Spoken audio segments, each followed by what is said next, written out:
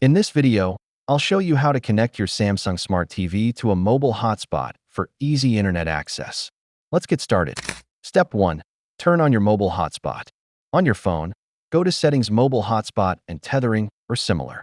Turn on the Mobile Hotspot feature. Note the Wi-Fi network name, SSID, and password shown. Step 2.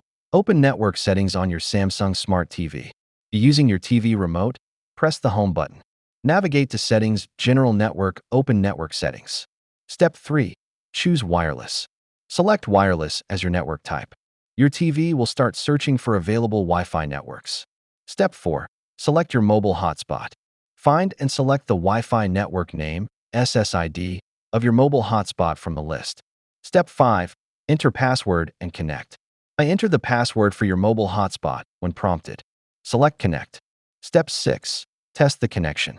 Once connected, your Samsung Smart TV should show connected status. Open any app that requires internet, like YouTube, to check if it's working. And that's it. You're now connected to the internet using your mobile hotspot. Thanks for watching. If this helped you, please like and subscribe for more easy tech tutorials.